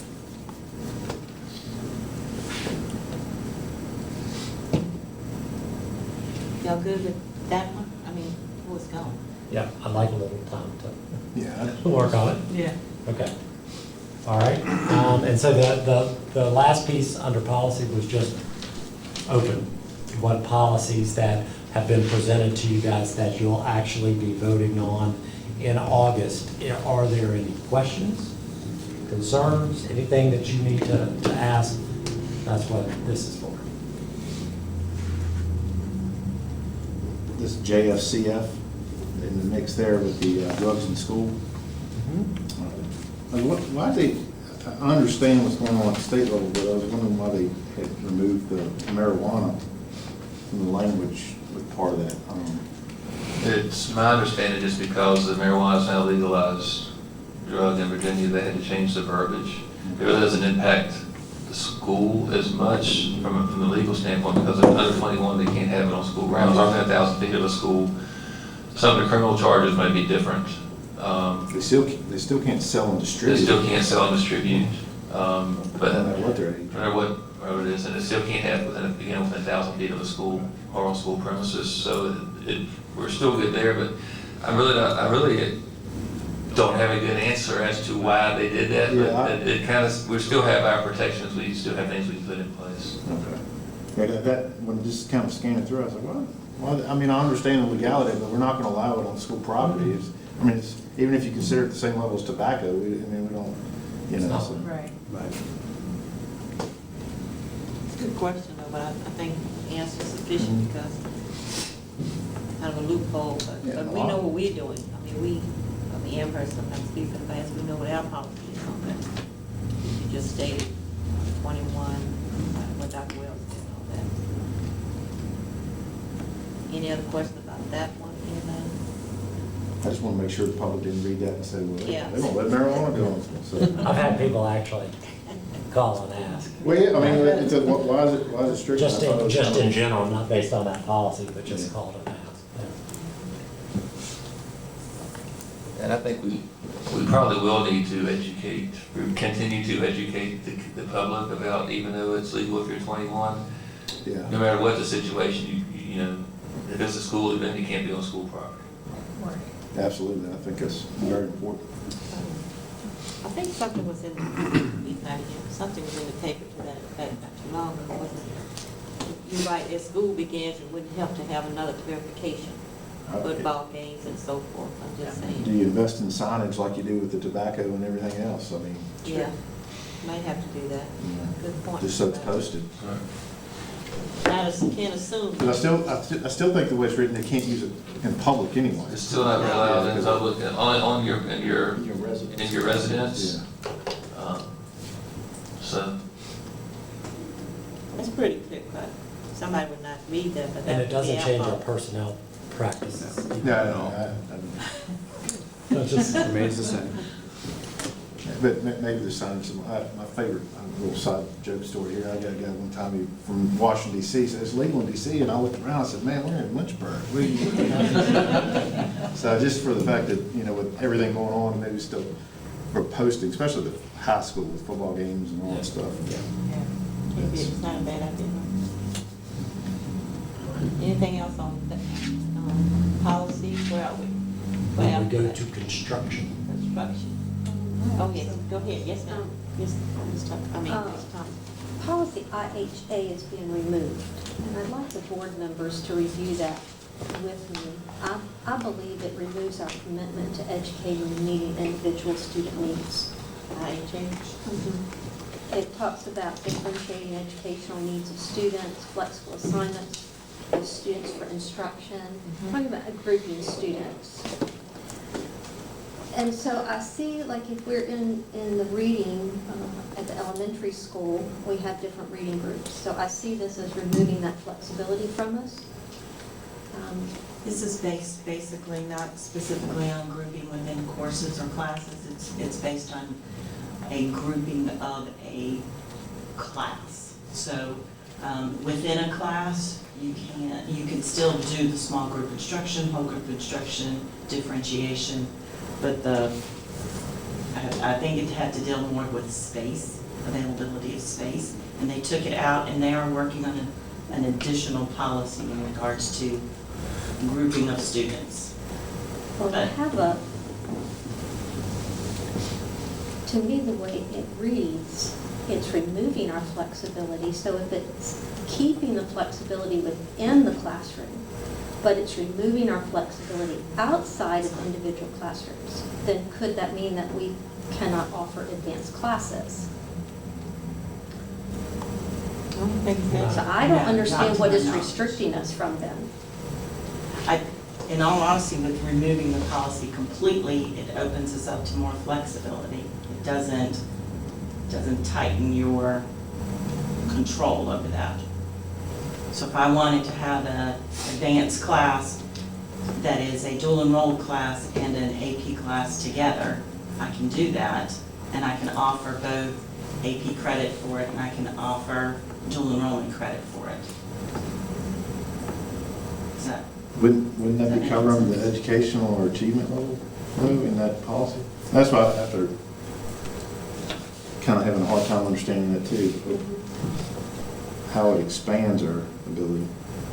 And maybe I need to see whatever they're proposing to kind of. This is getting rid of the policy completely. I thought you said they were doing something else. They are working on one that opens up but we So- haven't seen that yet. So So if it's would it not, be best to just wait until, Till the new one comes out, would be my That would make more feeling on that. sense, To- I was just gonna say, if it's not defined, that doesn't mean you can't do it, right? Groupings. right, no, Right. right. You can still do it. Okay. So we can just wait. It's fine. We can wait I on think it. it Yeah, I would make think it Because more it's not clear. gonna change our practices. Yeah, I think that's good. Then in our educational philosophy AD, it takes out the word maximum. Our philosophy is to help a child grow, and it says to its maximum intellectual ability. It takes that out to the word maximum. So when I'm trying to maintain high standards, which I hope we all are doing, I would not want to just have an educational philosophy that says I want a child to grow. You might have a child that could grow 3 reading levels in a year. I don't want to support an educational philosophy that's okay with letting them just grow 1. So personally, I think taking that out does not reflect my understanding of high expectations, and I'd like the board to consider that. Which one's that? AD. AD, educational philosophy. Wasn't there some conversation about that, though, somewhere I've been, about the word maximum? Do we have that discussion here or what's? No. We haven't had that discussion. No, just for some reason that I heard someone say take that out. Surely can be looked at. Is that the only concern with that one? Okay.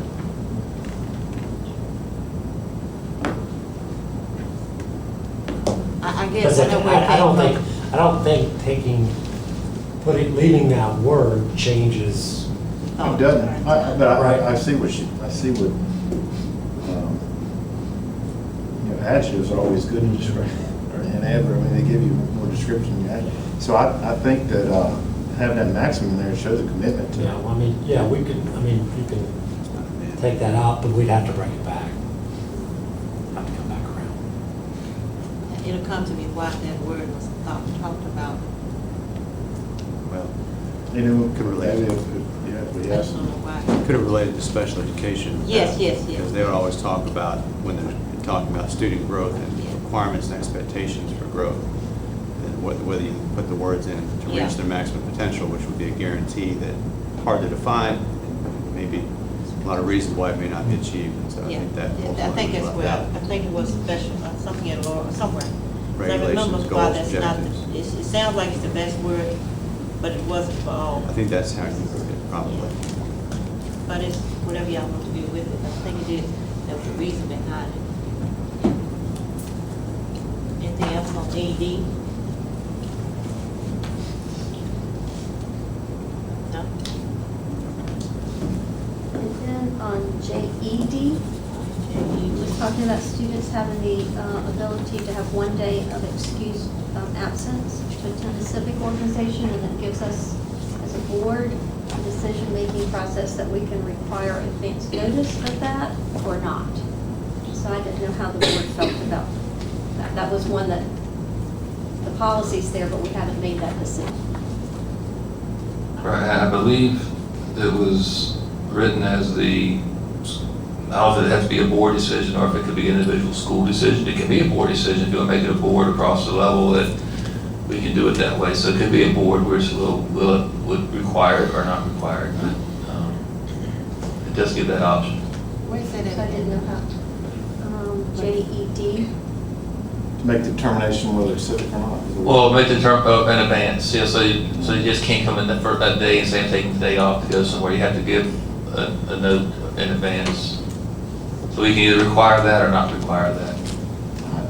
I just hate to keep usurping responsibilities away from building administrators and Yeah, I don't think things the like board that. needs to be involved with that. It's kind of, I mean, if you're taking field trips, we can't, yeah, I don't think, you saying the board needs to have that, something to do with that? I don't know, we'll have to look at it. I'll pull the policy real quick. Yeah, put somebody there.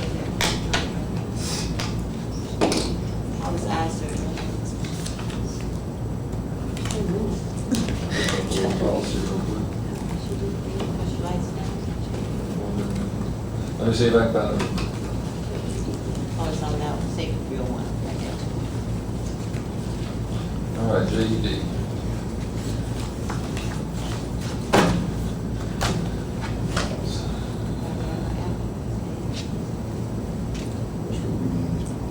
I wish we reorganized these. They're just saying it's just another acceptable reason to be excused Oh, from school. I'm talking about the naming of them, it's just a part of the problem. Day one. I got them on the, yes, put them on the chest, let me go find it. Yeah, it just adds that one line in there, and again, I don't think it has to be a board decision, it could be a school-based decision as to whether or not they will need it in advance or not. But this is, The footnote. Let me see the thing now. it is, the footnote states Virginia law requires school boards to excuse one school day absence from middle school and high school students to engage in civic event. The key can do additional days if you so desire, but the school board may require advance notice. So yes, you could vote to require advance notice, or you could leave that to the building principal at your discretion. It's kind of like vacation stuff, right? It's when a parent, you're needing to reach out and say, hey, look, we're not going to be here, and trying to get the stuff together for that student. If that was left up where the board did not make that decision, would it be a building level decision or a division level decision where there was consistency? I think it would be Division. I was gonna say, Yeah, I I don't would think it- encourage yeah. that as opposed to Yeah, just that's not- individual schools. I can see that, because you have different interpretations for sure.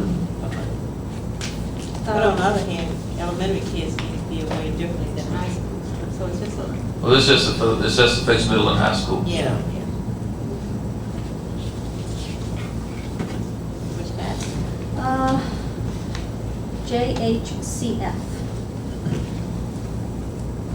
It has where goals are to be inserted and there's no goals. Right, so I had to, those goals were in the original policy, but the additional, the former policy, I just didn't put them in this, So but if I go there, I can see them. there should already be Okay. that, yes, ma'am. Good to know.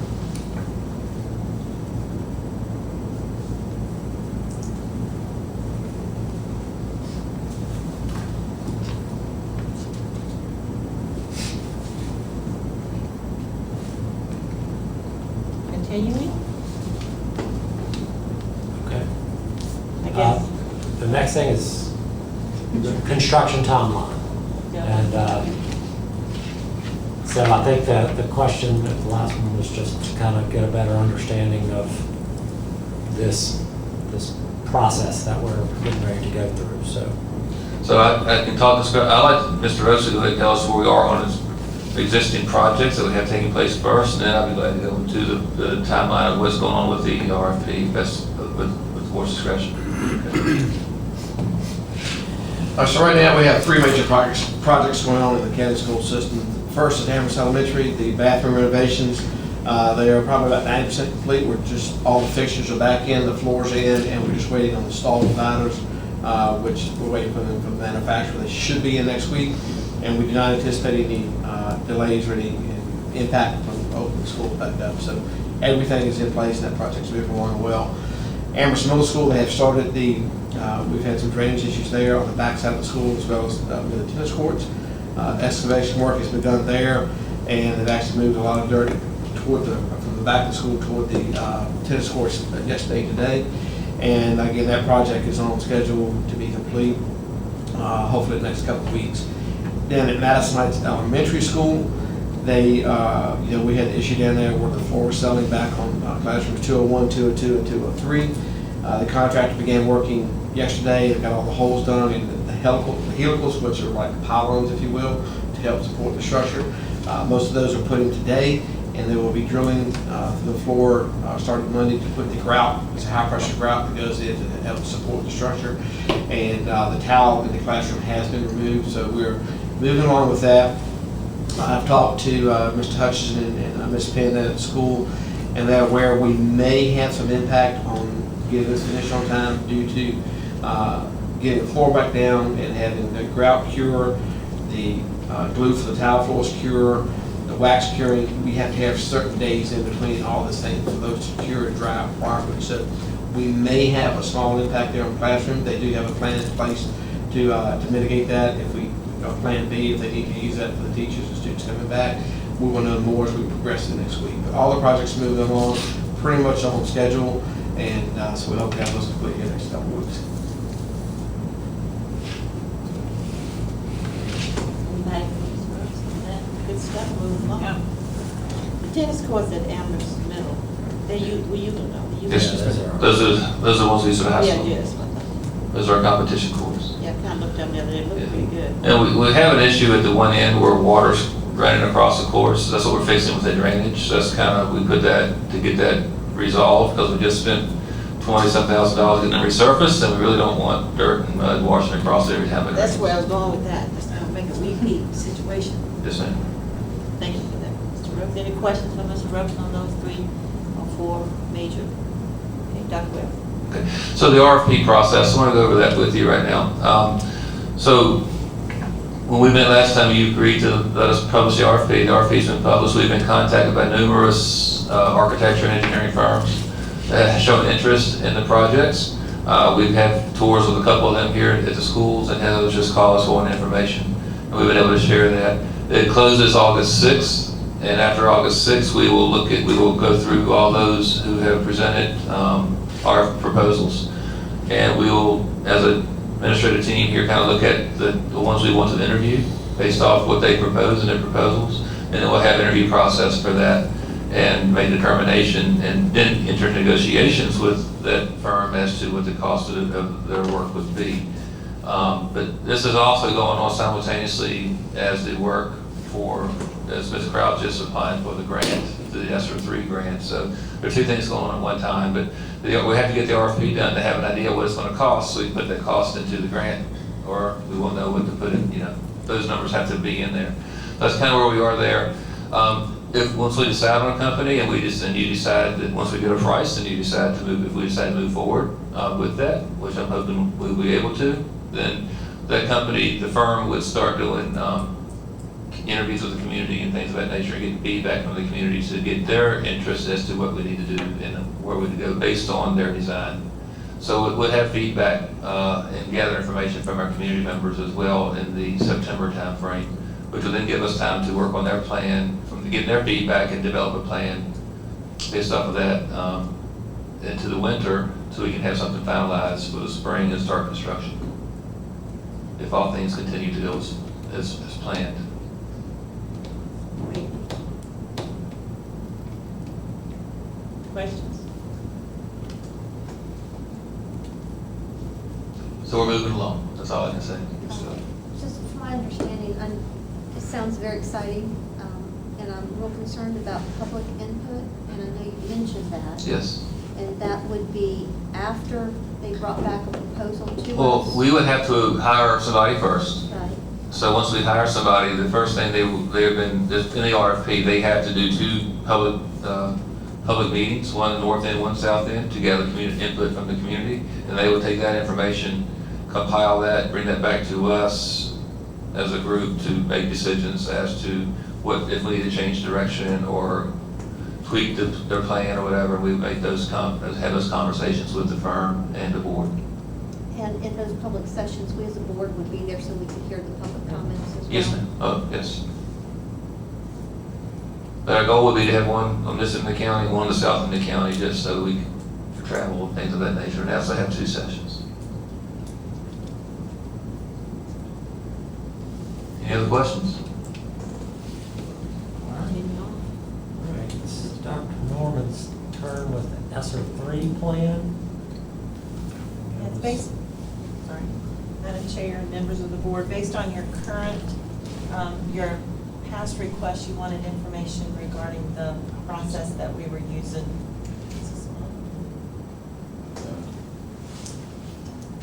Okay, I'll just yell. You want to use this one? This one's working. I think we got it. That's okay. Based on what you had asked for, this is just a memo outlining the information regarding funding for our ESSER 3 grant in regards to the 20% that we are required to use from the overall grant. 20% of it has to go to learning loss, and it has to be specific to include academics, social, emotional, and mental health needs and supports for students. And all of this is basically what we have been doing all along, and that is supporting our students as they return to us and as they're in a learning environment. I have outlined for you the areas that we are using. Castle, University of Virginia, and the Castle, along with their medical department, offers youth mental health training services. This is to our teachers. This is not a program that we are purchasing to put as curriculum in a classroom. This is just how to assist our teachers in supporting kids in the classroom if they come agitated or if they are distressed in any way, to actually identify those needs and to help them. They work with our counseling staff, and this is 3 specific things that they have found that in over many years of working in the classroom and with educators as conducting a welcoming activity, making students feel like they belong there. And this is all about what we've been doing over the last 3 or 4 years, building those relationships with kids. That's all it's centered around. The second one is about utilizing engaging strategies. If we can get the kids engaged back into the learning environment, that makes them want to be there. That is giving them a voice in what they're doing, and that's all about the Socratic seminars, the discussions, the collaborations, the communications, those 5 C's that we're dealing with. And then the third piece specific to this is the optimistic closure. It's making sure that students, when they leave the classroom, they are provided the opportunity to say, hey, this is what I learned today. This is where I'm going to use this in life. This is how I'm going to apply this. And it's that activity that you do with the kids to close and kind of seal the deal on their learning. The second and third items that are on here are things that we've been doing for quite some time, and we've been partnered with Harvest Outreach, building the capacity of our building administrators and how to support our staff and our teachers, as well as how to support our students, and then continued additional mental health supports for students. This goes through Ms. Patrone and the counseling staff and the nurses. Our attendance officer working with home visits and going out and just reaching out to our parents in the community and making sure that we're providing those supports to our students and our families. That's the first portion of it. And then the second portion of it is specifically in regards to academics and where we're going to be making sure that we embed information from the classroom to where our community is aware of what's going on, that they have input, that they have some support in understanding what we're doing in the classrooms, and just creating life-ready students. And this has gone out for comment, and as of, there's been no comment on it, but it's been out for 3 weeks? 3 weeks, 3 yeah. weeks. And I'll take any questions that you may have. Amen. Seems like very extremely good usefulness of the funds. The federal government wants to know how we're going to spend their money. So Well spent in we this. got to be very detailed with them. The last thing is under my section, and it's the communication plan. So I hope you've had time to look at it, and I talked briefly about it last time, but wanted to certainly be available if you had any specific questions about it.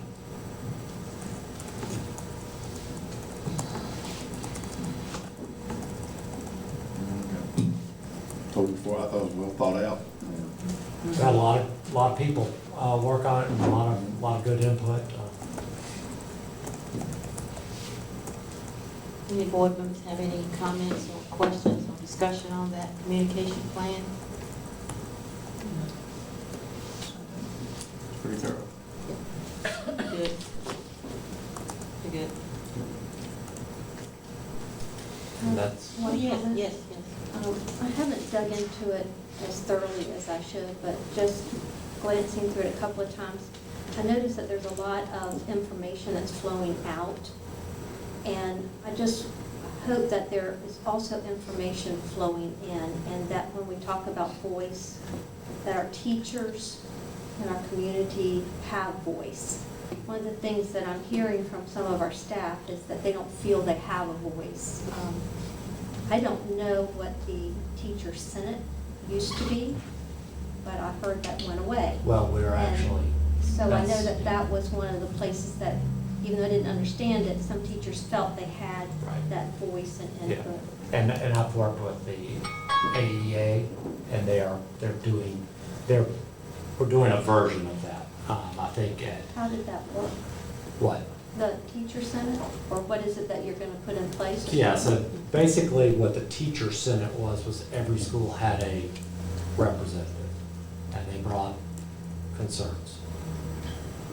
This is gonna be similar, except for, I think we're gonna work on things like solutions to issues, that each school will have a representative, they'll come, we'll discuss, we'll know in advance. I think what had happened towards the end of that is that it just became just a bunch of complaints and nobody was working on solutions. And I want people, if you're gonna bring problems, to also bring solutions. And so Cheryl Fales, who is the president of the Education Association, is working on putting all of those folks together, and we're working through a kind of a structure to that. So it's productive, because I think there's a difference between complaining and being heard. And I think what was happening with the Senate was that it wasn't structured in a way where there were solutions for it. Well, I'm all for solutions. And but just to your question about input, basically the entire first objective is about surveying and getting input from either community or staff. So, Yes, and I recognize that.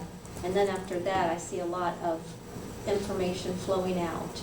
And I know that one of the comments I had from a teacher is just in their, what do you call it, in their grade level or their subject level meeting, there were very few teachers, because they're more like a family, and that they weren't even allowed to have a conversation unless things were on an agenda. And I think that type of stuff is making some of our teachers feel like they don't have voice, or professional voice, they're not respected as a profession. So anything we can put in here that can help those teachers become part of that process, I think would be helpful with our culture and our climate.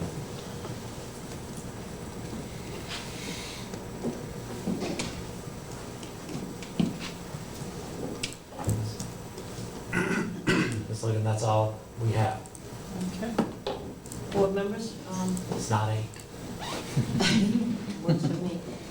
Mr. Terry, you have any additions on this work session tonight? Yes, ma'am, I would like to state, I did misspeak earlier. I did get one email that said they were in favor of the mask. It was an email that went to everyone. I got no emails that specifically came just to me. Just wanted to make sure that was out there. Thank you for the information. It's a lot more than I thought we would be getting. I wasn't here, I wasn't able to come to last month's, or the last regular meeting. I wasn't sure what kind of stuff we'd be getting, but thank you. It was a lot more than I thought it would be. Yeah, it was set up to be a product of what we Exactly. introduced, and then to give more clarity. And so hopefully we're able to give you guys more clarity. Thanks to the board and everyone here about being open to discussion about the mask policy. It will be another interesting year. I mean, we sat here last year and said, this is going to be an interesting year. And here we are again. And who knows? Next year we'll probably be saying the same thing. I think everybody has plans for getting out of this. I hope the world can get out of this. don't know, I hate the phrase new normal. I don't like it. But it's where we are. Let's deal with it. Let's go one step at a time. So, thank you. Good points. Thank you all for the information that you brought for us to review. All the work it took to do that. Thank you. That's right. Yes, thank you for all the information, and the new website looks really good, and a lot easier to use. We're going to have a Yes. presentation at the next one. Mr. Cargill's going to come show off his new toy. Yes, But as far as- I do want you to know though, that the amount of work, I mean, it literally was a year and a half of work, and the folks in this office have been at it pretty hard. And so I hope that it becomes a much better communication device for us, and certainly a lot easier on the eye, and you can certainly find things a lot easier. So I appreciate you telling us that. That's what I was going to say about the communication tools. Since we were talking about that, it's a good place to go. Ms. Thompson? Yes, I want to say thank you. The website does look great. Also wanted to thank you for board and staff for coming and doing this second session. Just talking about the policies were very helpful to me. Sometimes when we have that one meeting a month, and there's so much that all you can do is just sit there and just, you don't even have time to even really know what we need to be asking. So having a more relaxed setting was helpful to me. So I just want to thank you all for making that accommodation. I would like for us to consider sometime in the future, Madam Chair, of looking at our grievance procedures and maybe reviewing those. The part that is a little concerning when I read it, and I want to thank Dr. Wells and Mr. Gallagher for giving me some of that information, because that's a big policy. I was having a hard time chewing it and understanding it. Based on what I'm reading and what they've shared, I think that if we have an aggrieved person and they have to present their grievance to the person that they felt like had offended them or whatever, I think that's a precarious situation to be in. And I would like us to consider, if that's the case, to tweak the policy to where there's a third party that they could go to, and not, if you offended me, I don't want to have to come and put my grievance in front of you. So that one piece concerned me, and I thought we might do a little better by that. What alphabet is that? That's Jim's. It's under G. Jim's got Yeah. it. We're not gonna read it tonight. He's Oh, got it. no, I- He knows what it I can is. send it to you. I mean, I know I've seen it, exactly what but, we're, huh? I can actually make that note so that we can Yeah. bring that information forward. And along with it, if y'all could send the piece that y'all sent me that helped break it down, that was helpful. Because it is a long policy. We got it. I'm not sure if you got that No? detailed, but I can send it to you real quick. Okay.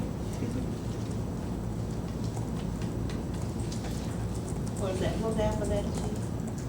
Oh, I'll put it up. Just a moment. I've seen it though. I mean, I've looked at it. It's under personality. It is under G. I just need to slide down to it. Okay. Anything else, Ms. Thompson? Well, I don't have anything new. Once again, we thank you for all the information that you gave us tonight. I think the work session was very informative, and we accomplished the main thing with the mask policy. That's what everybody was waiting on us to make that decision. We hope, I will say as I close, we're not going to make everybody happy in these sort of things, but we're doing the very best we can for our students. And so we would encourage the public, the Adams County public, to help us out trying to lower these numbers between now and August, by whichever way you may do it in your personal and private life, so that we can get back to school. So if there's nothing further, I will. Motion to adjourn? Right out of my mouth. Well, no, one thing I need to say. No, this is good stuff. I need my, I told Dr. Wells I need my football pocket pass. But anyway, the other good news is this, we're talking August if we're going to continue to have 2 meetings a month, because it's possible we're just not going to do that with the amount of work that's going to be happening in the beginning of open school for the Senate office. But we'll bring that back for something in August to talk about it, we'll continue this. Y'all got a lot going on. Well, I think we it's said a- we- it's a- It's a it's day, I know month to it's month. a month to month, but I'm Yeah, just it's saying, month to month. it's a lot going on in the month of August. There, Madam Chair, there's a motion on the floor. It's done. Give me a second. Second. Goodbye, good night. All in favor? Aye. Drive safely. Ms. Leggett? Yes.